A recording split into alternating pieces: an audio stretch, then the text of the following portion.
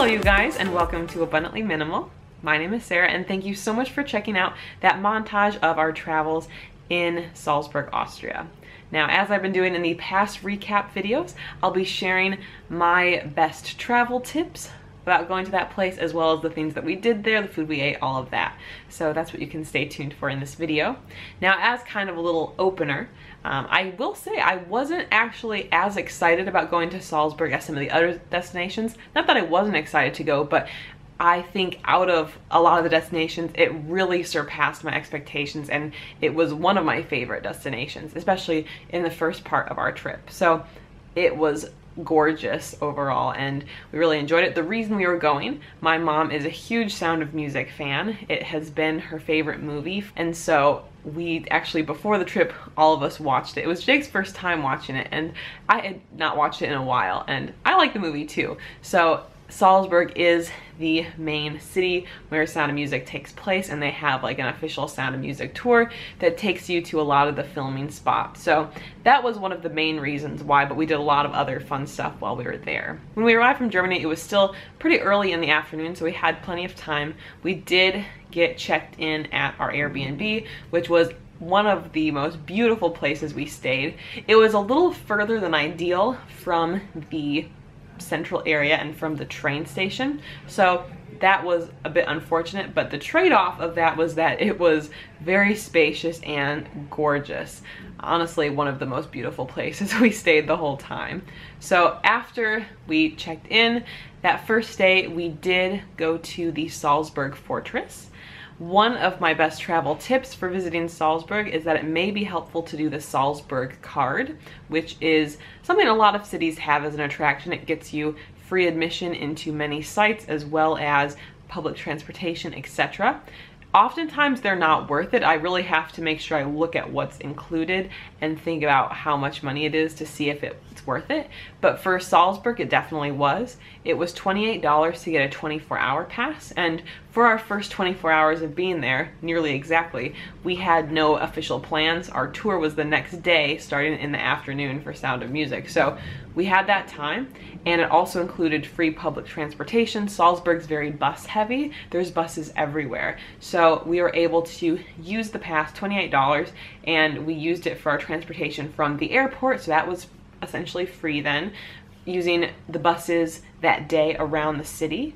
And then we went to the Salzburg Fortress, which I think was like an $11 or $12 admission, so that was covered. If you are going to Untersberg, that's the cable car, which is phenomenal and like a must-see. That's $25. And I think technically all these prices would be in euros, so a slight correction there. But essentially there, it definitely was a way we were able to get our money's worth and save a lot of money just doing that 24-hour time window. So we did the Salzburg Card. The Salzburg Fortress was lovely. We ended up kind of hiking up to the top. We didn't realize we were hiking to the top, but the views along the way were lovely.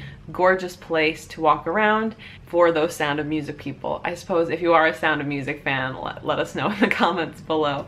But that's also something that's kind of in the background during a lot of the movie. So we did that. The next day we did the cable car in the morning. We weren't able to really see much because you're up in the clouds pretty much, but it was definitely a magical ride. The best part was at one point you're just riding the cable car up and you think you're going to this first mountain, but then as you're going, all of a sudden you pass that first mountain. You don't stop there, and then, or that first peak, and then it opens up below you, and so you realize how high up you are, and then you kind of see where you're actually going to finish the journey there. So it was pretty spectacular. The views were phenomenal. So definitely I would put that as a must-see if you also enjoy nature-y type things. There are hiking trails up at the top, but like I said, it was so cloudy there. It was just like purely white around. You couldn't actually see down below very much unless there was a slight break in the clouds, and it was a little chilly. We were mostly just wanting to have the experience of going up there to the top and taking a look around. Afterwards, then we had the Sound of Music tour, which takes you to a lot of the different locations from the film. It's funny, Jake and I are used to really long tours, like a lot of the 8 to 12 hour tours where it's like a full day if we're doing a tour like that. So it was actually only 4 hours, so pretty quick, but a lot of the sites are very close together, so you don't have to drive that far. During the Sound of Music tour, as you are driving to the locations though, they are playing songs from the Sound of Music, so you're encouraged to sing. I don't think there were that many of us singing. I was singing along with, I think, my mom mom and sister as well. Jake might have been judging me from the next seat over. Is that true, Jake? He's remaining silent on that one. But those were our main activities of that day. And then our final full day in Salzburg, we actually left the town of Salzburg and went to a nearby town called Werfen.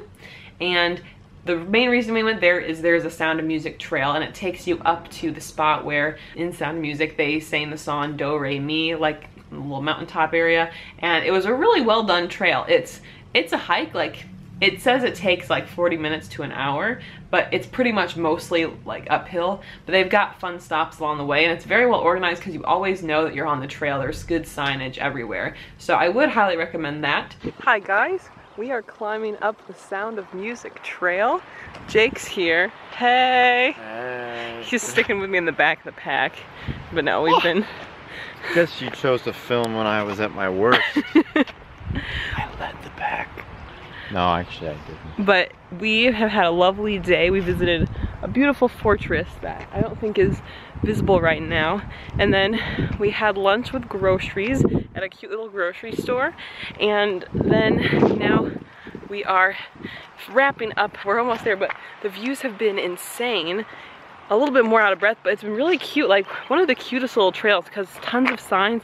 And if you're a Sound of Music fan, like I think I'm a moderate fan, and my mom especially is a big fan. It's cute with all the different like little things they have along the way. They have like different boards with lyrics from some of the songs, so it's just been really cute. So we're gonna keep going up to the top. And then also we went to the Hohenweg Fortress there, which was similar to the Salzburg Fortress in some ways. It seems like it was a little more kid-friendly, but we did one of the tours there. It wasn't in English. There was an English audio guide, but it was very interesting because you were able to go up to this clock tower and the views were spectacular. So we did that, and that was our main activities while we were there. Then took the train back home, well, back to the Airbnb. And so that was most of what we did there. From a food perspective, even though I wasn't sure if there'd be good options or not, there were actually a lot of great vegan options as well. We first went to a restaurant called Ludwig Burger, and they had vegan burger, vegetarian burgers, lots of options for the whole family. So that was great. The burger was very good. And then my family actually went back to that same place the next night, but then Jake and I, there was a vegetarian restaurant very close by our Airbnb. So the restaurant we went to was called Milton Restaurant, and they had a lot of traditional like Austrian or I guess German specialties. That was my first time actually trying schnitzel, which was good. And Jake had like a meatloaf kind of thing. Mashed potatoes that came with like the caramelized onions were phenomenal. And we had some potato dumplings afterwards at the end that had strawberry inside. So it was phenomenal. Very good food. Not our healthiest choice, but again, you know, that's not why we're on the vacation. And then while we were visiting Werfen, we actually just picked up some groceries from a little grocery store that was up there, which was awesome. And I guess I should say while we were at the Airbnb, we did do like grocery store breakfast kind of thing. Basic like muesli with almond milk, those kind of things. And then our last night, on the last day when we were in Salzburg, we went to this place called Organic Pizza, which was also really good. And let's see, I'm going out of order here. I'm forgetting one other restaurant that we went to actually twice for lunch was called the Heart of Joy Cafe.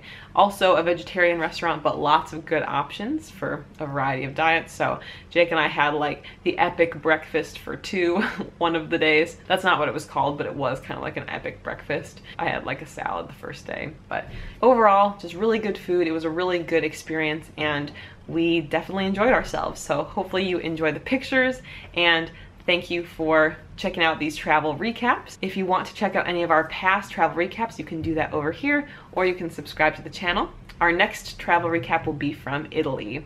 We'll see you guys next time. Bye.